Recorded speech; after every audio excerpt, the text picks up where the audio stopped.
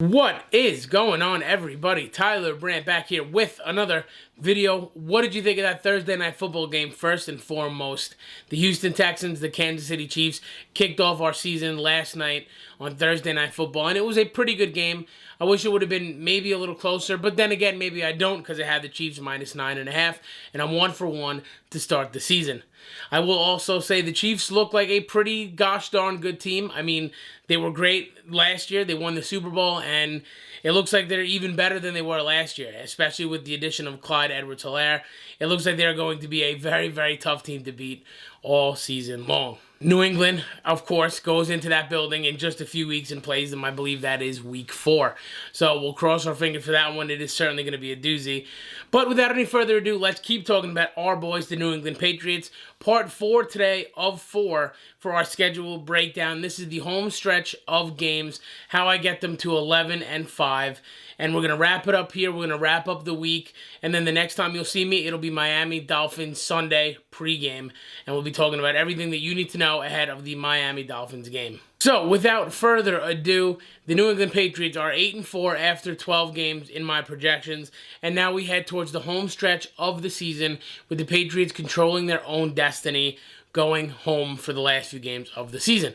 So, without any further ado, at the end of last video, I said that there would be a spoiler alert that the Rams would win the Week 14 matchup between the New England Patriots going to the LA Rams into the beautiful SoFi Stadium for the second game in a row and taking on the LA Rams.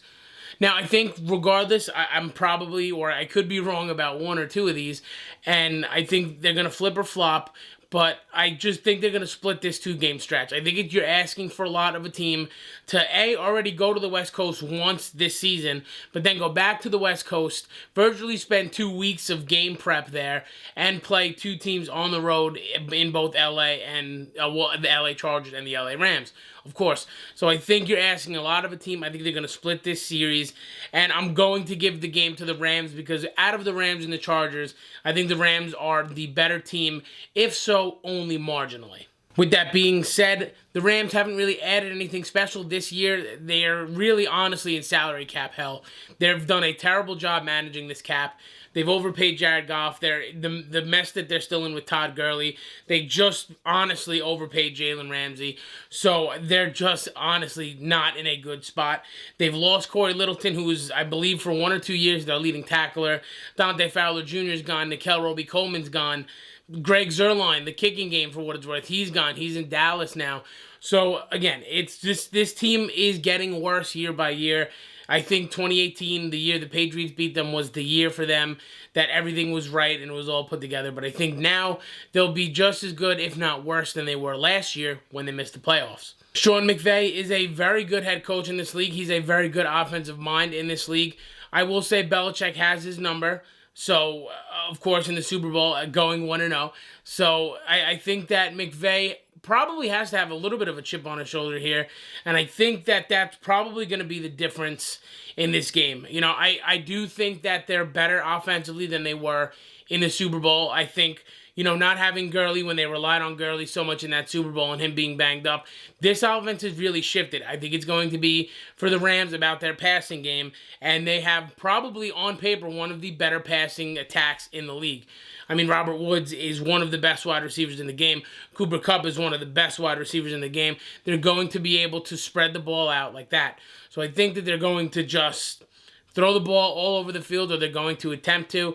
And for New England, you're playing your second West Coast game in 4 days, and I think that they're just going to be a little bit lapse in this game, and I just think naturally they're going to be a little gassed out from being on the road. So while I think New England is better coached and probably, you know, better all-around team in terms of like cap and personnel on the field, especially on the defensive side of the ball, I just think between the Rams and the guys that are there having a little bit of a chip on their shoulder, Sean McVay not being a slouch, the Patriots in the second half of a 2-game West Coast road trip, their second West Coast trip of the year, and having to play 2 games in 4 days, I just think this is the game that's a perfect storm of things for the Rams to just steal this game from New England, even though I think New England is probably the better team. They are now 8-5, headed from LA to Miami to play the Miami Dolphins.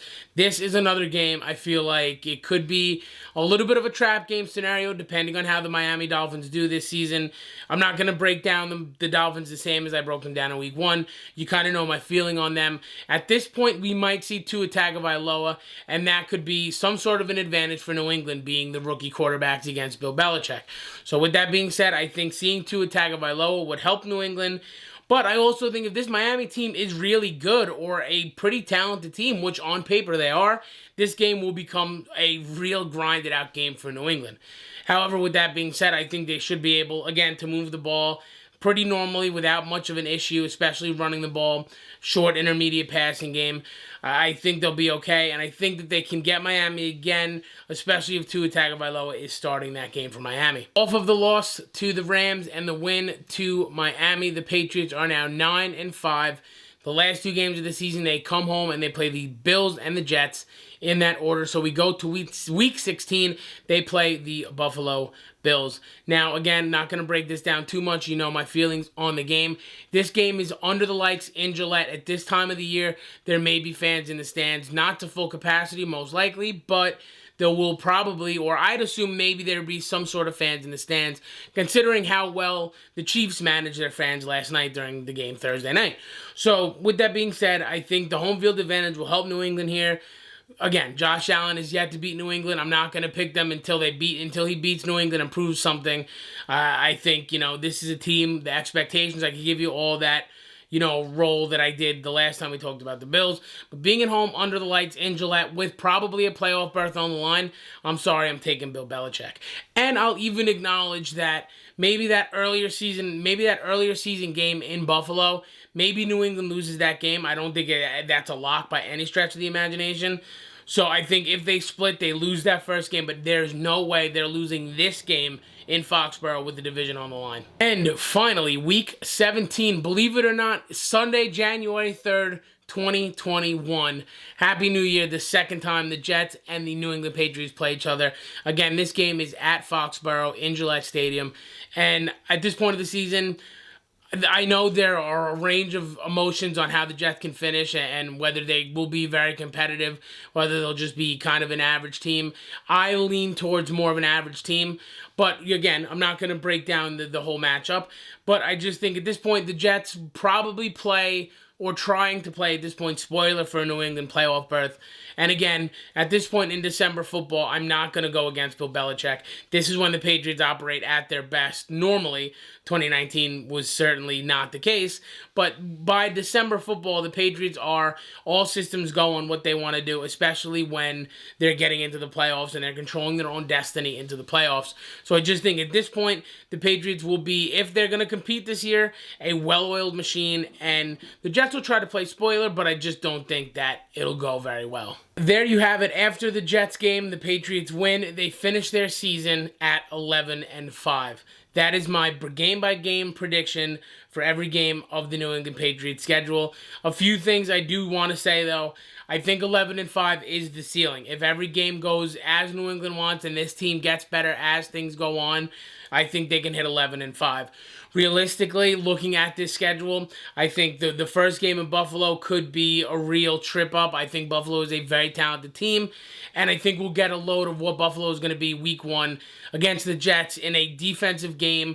Both teams have pretty good defenses, and we'll see just what Josh Allen has in store week 1, and if he's made some sort of progression in year 3 now for Josh Allen. So I think this is the pretty much absolute ceiling.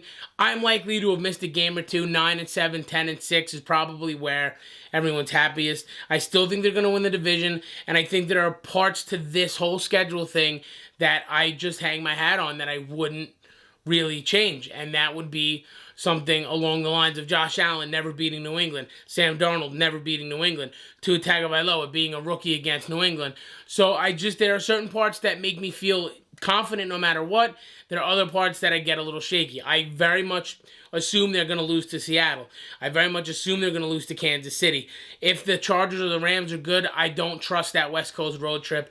So there are going to be trip-ups. I know I'm going to miss a game or two. They're probably likely to be 10-6, 9-7 on the season.